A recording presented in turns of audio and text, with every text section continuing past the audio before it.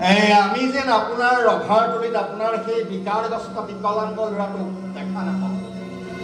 কাৰণ আমাৰ আত্মীয় কুটুম তাৰোপৰিও নিবিড়ৰ বন্ধু বান্ধৱক আমি সেই কন্যাৰ ককায়েক বুলি আমি চিনাকি কৰিবলৈ লাজ পাওঁ সেয়ে কৈছো মানে ধৰক তেনেকুৱা এটা বিকলাংগ ল'ৰা যে তেনেকুৱা শুভ কামত উপস্থিত থাকে তেন্তে অমংগল সেয়ে কৈছো আপুনি সেই ল'ৰাটোক আমাৰ বিয়াৰ ৰভাৰ তলিৰ পৰা আঁতৰত ৰাখিব লাগিব আৰু দ্বিতীয় চৰ্তটো আৰু এইখিনি কথা আপুনি বা আপোনাৰ ছোৱালীয়ে মোৰ ল'ৰা কোনোদিন ক'ব নোৱাৰিব আৰু কিয় ক'ব নোৱাৰে সেইখিনি হয়তো আপোনাক খুলি কোৱাৰ প্ৰয়োজন বোধ নাই আমি ভাবো আমাৰ চৰ্ত দুটাত আপুনি নিশ্চয় মানি লৈছে আপোনাৰ কিবা ক'ব লগা আছে নেকি কি কম মই মাথো এষাৰ কথাই কওঁ মোৰ ছোৱালীজনীক যদি আপোনালোকে বোৱাৰী কৰি নানো বুলি ক'লেহেঁতেন মই অলপ সন্তোষ পালোহেঁতেন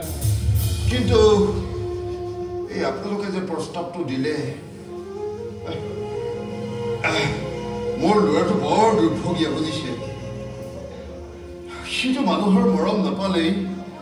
আনকি ভগৱানৰো মৰম নাপালে ভগৱানে তাক এনেকৈ সৃষ্টি কৰিলে সি এটা বিকলাংগ আৰু তাক দেখাৰ লগে লগেই অমংগল হয় সি ভনীয়েকক বহুত ভাল পায়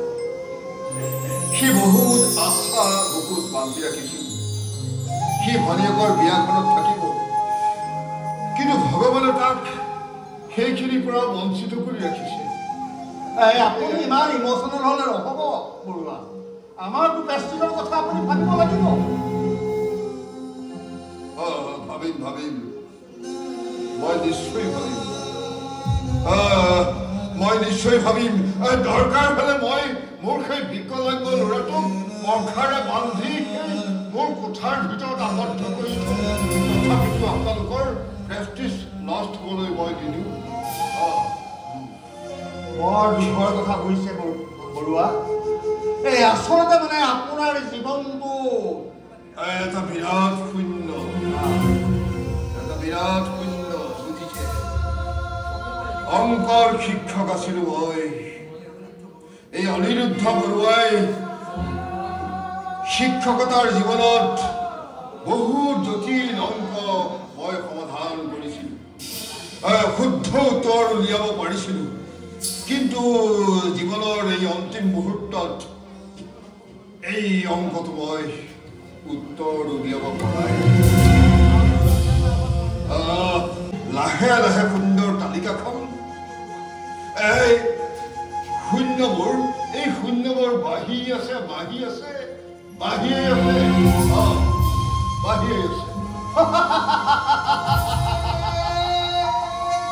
আৰু সেই কাৰণে সেই শূন্যবোৰৰ আগত এটা এক বহুৱাই আপোনাৰ জীৱনৰ অংকবোৰ শুদ্ধ কৰিম বুলি ভাবিছে আৰু সেই একটো ব্যৱহাৰ কৰিব বিচাৰিছে মোৰ ল'ৰা কাৰণ মোৰ ল'ৰা যদি কেনেবাকৈ আপোনাৰ জীৱনলৈ যায় তেন্তে সেই শূন্যবোৰ এটা এটাকৈ নাইকিয়া হৈ যাব নহয় জানো হাতজোৰ কৰি কৰিছো আপোনাক মোক বহুত তিৰস্কাৰ কৰিলে আৰু অপযশ নিদিব নিজৰ ভুলৰ এই অংকটোৰ উত্তৰ মই নিজেই শুধৰাই লম কিন্তু আপুনি কোৱাৰ দৰে সেই একটো মই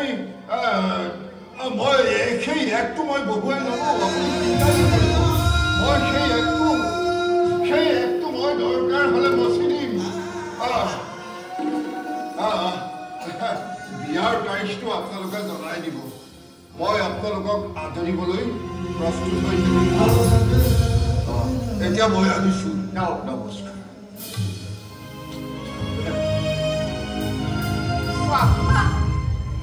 I like it. স্বাভিমান নহয় দিনা এই অহংকাৰ যিদিনা এই অহংকাৰৰ পাহাৰ খহিব সেইদিনা দেখিব তেওঁ দুজন পুত্ৰ থাকিব নিশংসভাৱে অকলে অকলে কন্যাদান কৰিব লাগিব